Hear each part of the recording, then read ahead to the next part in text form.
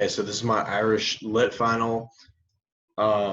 So for my final, I did kind of a film analysis, and then I really just did a lot of research into Bloody Sunday, and I wanted to talk about it in relation to current events and just relate it to even some historical events and events that are happening right now. And I just think it's a really important moment in I guess it's Northern Irish history, which I guess is technically part of England, but I'm still going to count it as part of Irish literature, or not literature, just Irish history, because it's on the island of Ireland, and the people concerned are people of Irish heritage. So I'm gonna start by discussing all the themes we've discussed throughout this course, and then I'll move on to the film. So the first unit, or the first quarter, not quarter, first unit, we studied. We started the year off with a mythological proposal. So on the left, you can see the legendary Irish warrior Cuchulainn, and on the right, you can see Saint Patrick banishing all of the snakes off of Ireland. Now, both of these things are myths, and they're both really important to Irish history and culture. They're great influences. So, this unit taught students about the history of Ireland and the myths that went along with it.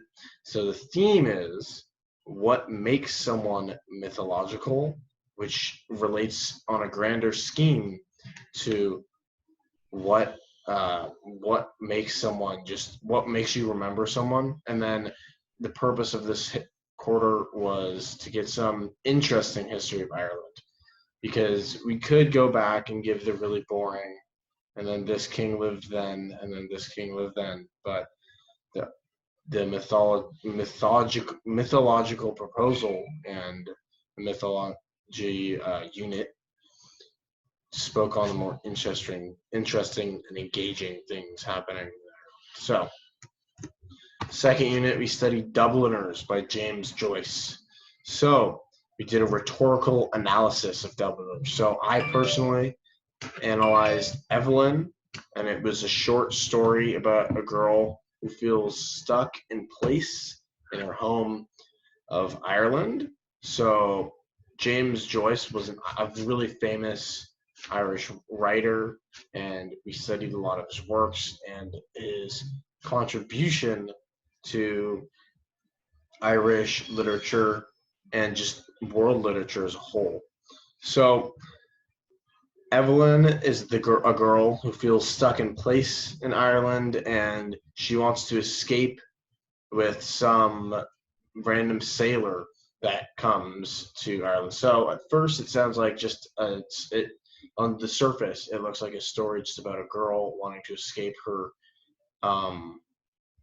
current home, but it really has a larger theme of wanting to escape Ireland, the island as a whole. And James Joyce was trying to show the thoughts and feelings of many young, distressed Irish kids. So the theme was Ireland is stagnant and not moving from where it is. So this has to do with Ireland. It's an island, and you've nowhere to go. And you can't, like in the United States, we're so massive.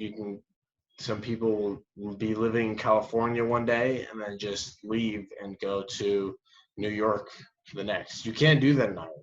It's really small. So they feel trapped. So Evelyn wants to escape Ireland and all the bad things that come along with it. And that's a theme about many Irish young people. And it's going to be a theme we'll explore later in the video. So, Pygmalion. So, the third major Irish work we studied. So, it's a play, and it details the journey of an English Cockney girl changed to the upper class. It's based on, I put in an image of the Greek the Greek sculptor in which the play is named after, because although it appears to be about the play, again, the play has a greater message, and that is that there's a socio-economic divide in Dublin and England as a whole, or England as well. So the themes here are wealth disparity and just and class differences. And well, the play is trying to show the listeners, who are mostly the upper class, that the lower class is just as good to them, if not, if they're equal. They're just as much a person as them. So the lower class could be equated to Ireland, and the upper class could be related to England, which will have some relationship. We'll dive into that relationship soon. So, fourth unit, the Irish arts. So it was all about the Irish arts, and it was just, the lesson was the Irish arts are applicable to everyday life. And for this final, I did look at an Irish art, which is the film. So there are some undertones of how those at the lower ranks of society can give messages just as meaningful, if not more meaningful, than those at the top of society. And that's what the value of Irish arts is. And okay, so now for my film I chose was Bloody Sunday. So at first I clicked on Bloody Sunday when I was choosing a film, because I thought, I was like, oh, looks like an action movie. Looks like fun to watch. Bloody Sunday. It has like kind of not a cool name, but it sounded like some cool action movie that I was gonna see, and I thought I was gonna be able to talk about how cool Irish action movies are. But it turned out I was totally wrong. This is not what I thought it was gonna be. And honestly, it really had a big effect on me. It's like, usually I try to make my videos a little bit more like upbeat, not videos, but I try to live life. But I feel like I would just be doing Ireland as a whole, like a Miss Duty, if I was like upbeat, because this really isn't like a fun thing to talk about. It's dark, and it's sad, really, honestly, the events that happened on Bloody Sunday. And like, I just feel like it's my duty to like talk about this. Like, I wish I could have switched films, but like, I feel like I would be doing a disservice if I didn't speak on the events that happened on Bloody Sunday. And it's really important, I think, for everyone to know about what happened on Bloody Sunday and why it's important. So, short summary of Bloody Sunday. So in the top left, you can see this is kind of the beginning. So you can see the Irish internment. And the Irish, basically, they're kept in a little like cage, and those are all Irishmen. They're kept in there by the British. So they're giving you some backstory. So the British are treating the Irish badly, and the Irish want to be treated better. So in the top right image and the bottom left image, you can see that the march on actual Bloody Sunday. And those are images taken from the march.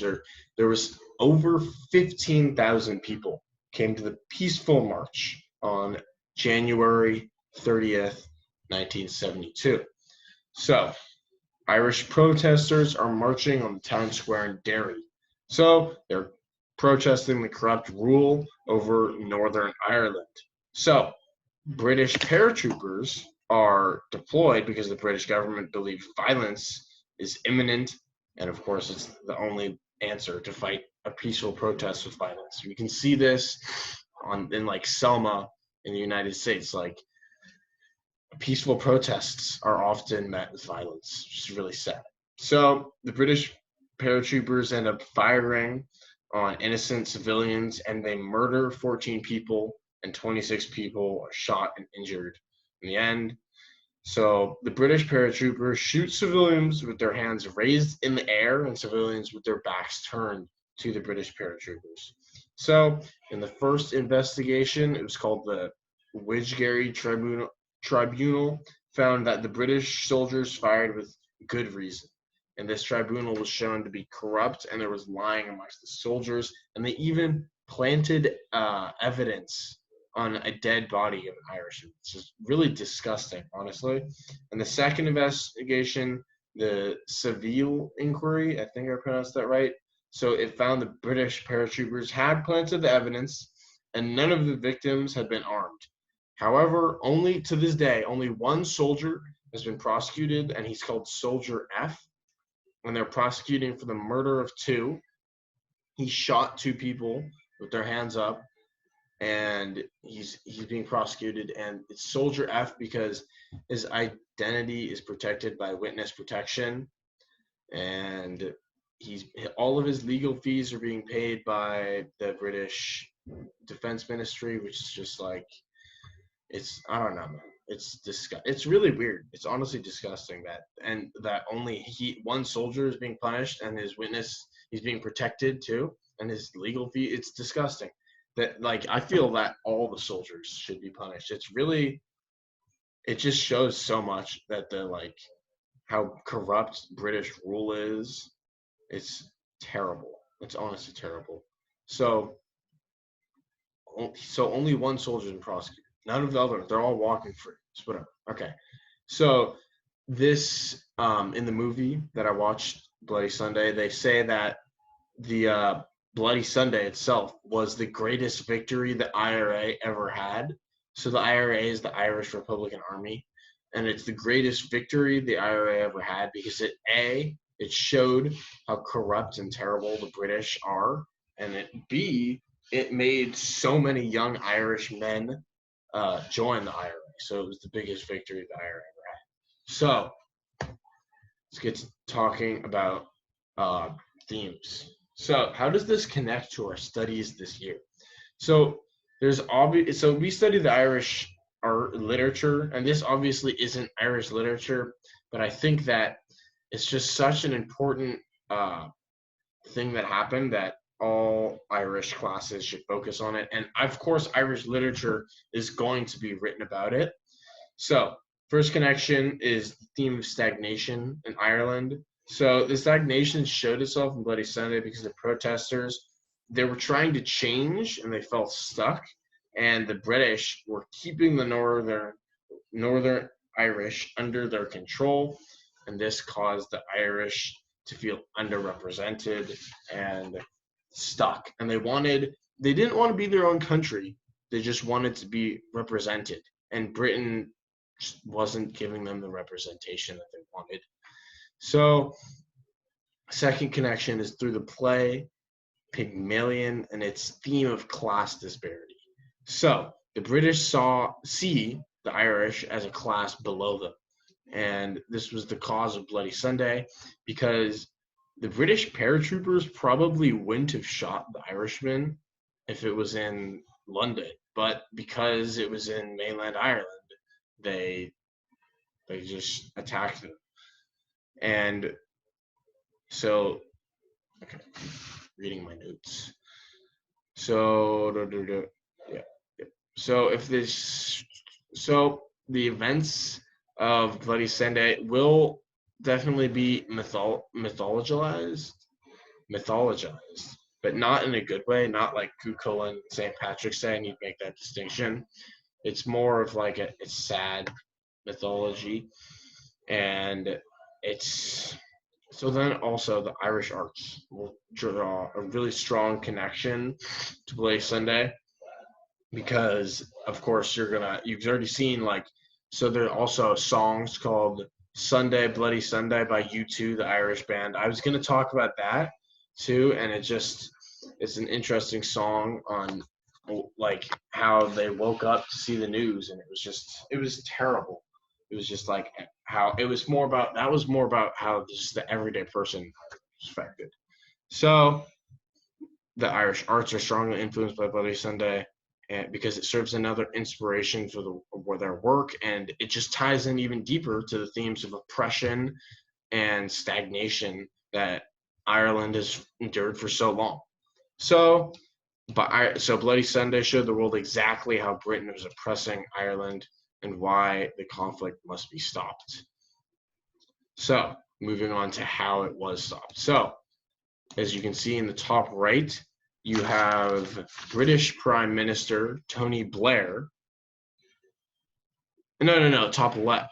He's the man wearing the polka dot tie. That's the British Prime Minister Tony Blair. And on the right, you have the Irish Prime Minister Bertie Ahern.